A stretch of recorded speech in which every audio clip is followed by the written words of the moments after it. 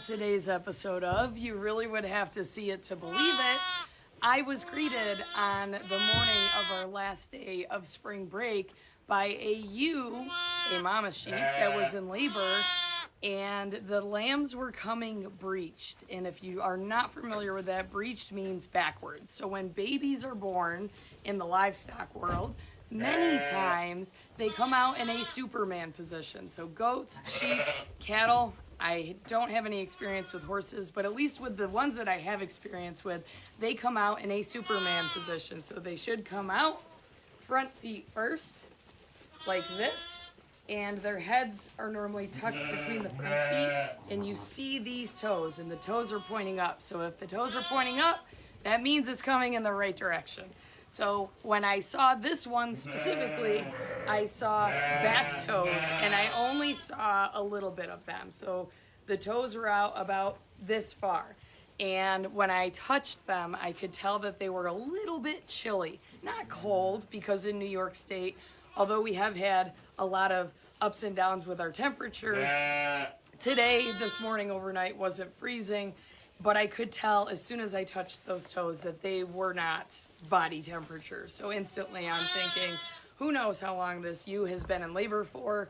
And I made sure that they both belonged to the same lamb, and I just pulled it out. And of course my 6-year-old was with me. He came down to feed the bottle lambs and do checks in the morning, and he saw it all go down. So I grabbed those feet, I pulled. I should have recorded it, and I didn't, of course.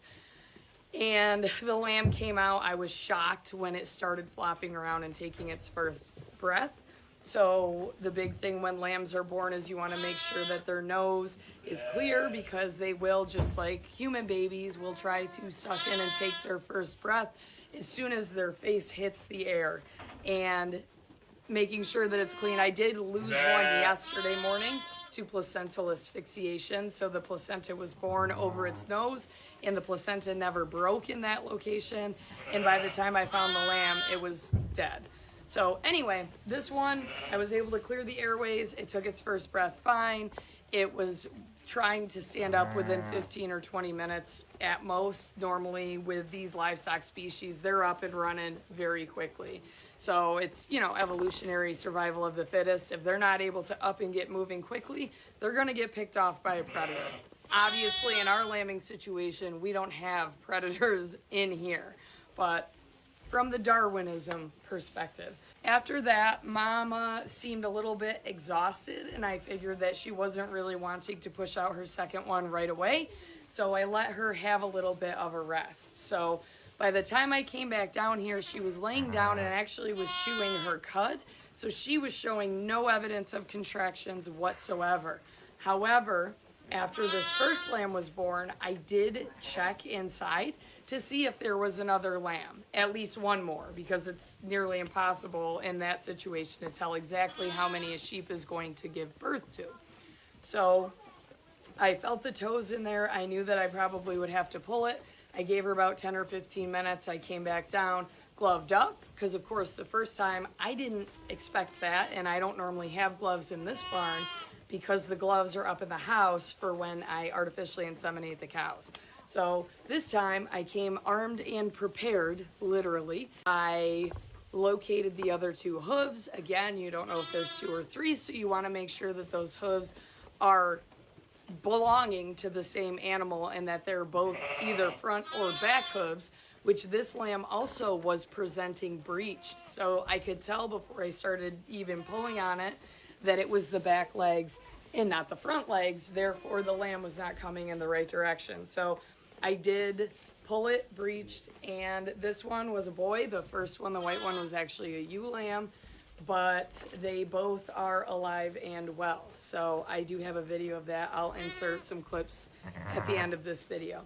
So I do still have to dip their navels, and hopefully Mama will want to be a good mom and nurse them, because that has been an issue with our overcrowding parasite problems. Therefore, you have to see it to believe it, because most of the things that have occurred this lambing and calving season, I've never dealt with in this capacity. So as of right now, we're up to 33 lambs, and it's interesting because we have a very ewe lamb heavy lambing season so far. You're gonna get yourself stuck over here, little one. So I think we have 11 ram lambs and whatever what is that, like, I don't know. My bad. It's 12 ram lambs and 21 ewe lambs, which is wild. And we have had some fatalities, but they've been pretty spread across the board. And that does not include the bottle lambs that we have sold, but we only sold 2 ram lambs and 1 ewe lamb. So still a very ewe heavy skewed season so far. Not that it matters for us. The ewe lambs, if we don't end up selling them, will be retained to grow our flock.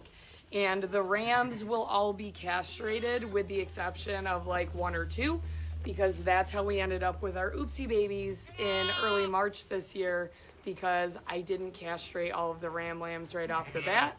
And there were some up on the solar field that we weren't able to catch. And I figured that they were short enough and scrawny enough that they wouldn't be able to get my adult ewes pregnant. Well, it was a perfect example and demonstration of where there's a will, there's definitely a way. So we ended up with, I think, 14 oopsie babies from the lesser quality ram lambs that I left intact. So lesson learned here, it will not happen again. But also, once again, everything that can go wrong will go wrong.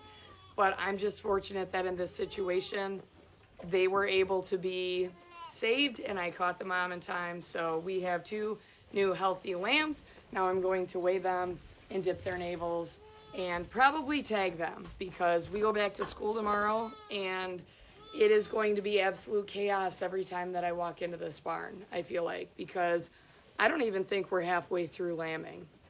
So if you're in the Western New York region and you are in search of some Katahdin hair sheep, I can probably hook you up. Let me know if you have questions. You're so cute. Oh, he's so adorable.